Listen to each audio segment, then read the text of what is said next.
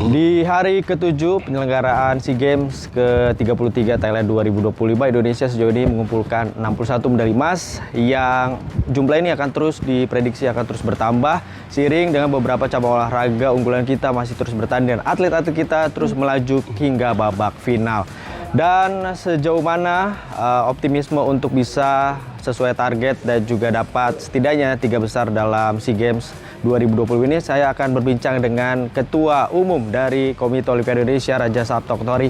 Bang Okto. Salam olahraga. Salam olahraga. Bang, Yes. bagaimana melihat dengan sejauh ini di hari ke-7 capaiannya 61 medali emas dan masih ada 3 hari penentuan nih Bang, khususnya beberapa cabang olahraga, nomor-nomor unggulan kita juga masih terus bertanding dan diprediksi bisa mendulang medali emas di SEA Games kali ini. Posisi tadi malam itu kan kita 52 medali emas, Ya. 64 perak dan Ya. 61 perunggu. Ya.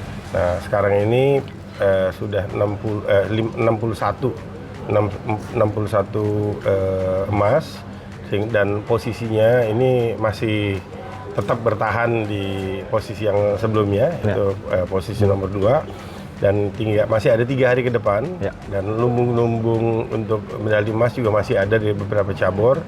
Masih ada menembak, masih ada dragon boat, masih ada pencaksilat, dan cabang-cabang olahraga lainnya yang bisa berkontribusi untuk memberikan tambahan medali emas kepada Indonesia.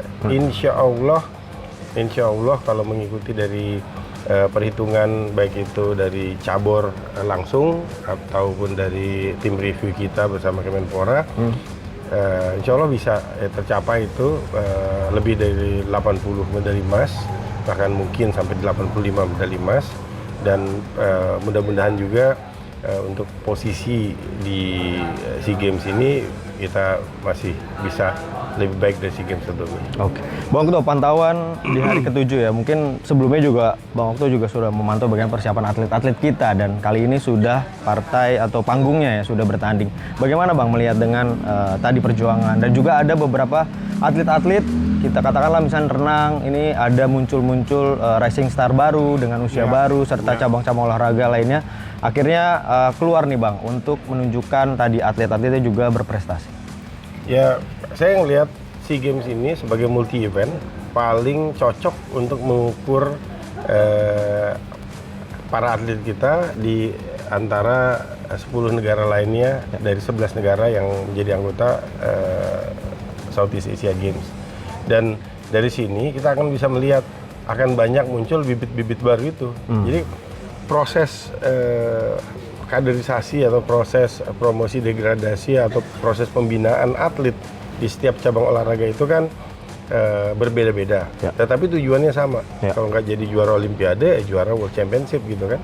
Nah, untuk yang nomor Olimpik itu Olimpiade, untuk non Olimpik itu World Championship. Ya. Nah, SEA Games ini bisa menjadi parameter pertama dalam kita mengukur bagaimana pembinaan prestasi terjadi di cabang-cabang olahraga yang diikutkan di SEA Games ini. Dari situ kita bisa evaluasi lagi, terutama nomor-nomor Olimpik itu, sehingga dari sana kita bisa melihat bagaimana psikologis para atlet ketika berhadapan dengan negara-negara lain. Pandangan Bang Okto, seberapa penting SEA Games ini dan tadi untuk timeline dari beberapa kejuaraan-kejuaraan untuk atlet kita, kalau dari catatan atau pandangan Bang Okto seperti apa? Ya, kalau makan ini appetizer lah ya, gitu ya. Ini appetizer karena negara sebesar Indonesia gitu, ketika diuji cobakan gitu ya dengan kekerabatan di Asia Tenggara di antara 10 negara lain dari 11 negara anggota Southeast Asia. Ini kita bisa lihat bahwa bagaimana seriusnya Thailand, bagaimana Vietnam, bagaimana Malaysia, bagaimana Singapura yang fokus hanya nomor-nomor tertentu saja gitu, cabang-cabang olahraga tertentu. Nah, kita bisa memilih nih warnanya kita mau pakai seperti apa gitu ya. Kita bisa saksikan lah bagaimana Thailand itu bukan hanya memaksa atletnya untuk lebih maju lagi, tetapi juga mempersiapkan fasilitas, dukungan dari pemerintah itu luar biasa gitu.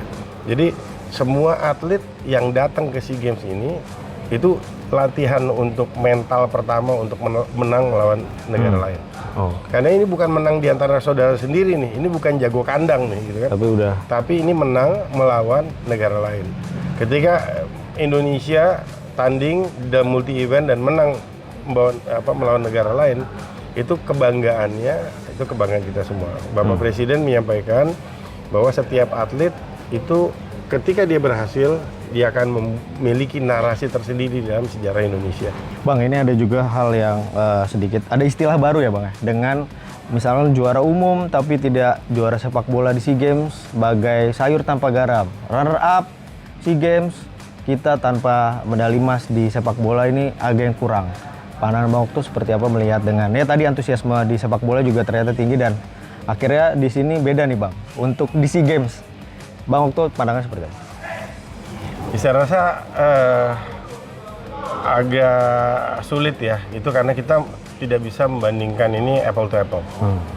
Sepak bola itu menjadi salah satu dari cabang olahraga yang dipertandingkan di antara 51 atau 52 cabang olahraga yang ada di SEA Games Thailand ke-33 ini. Gitu.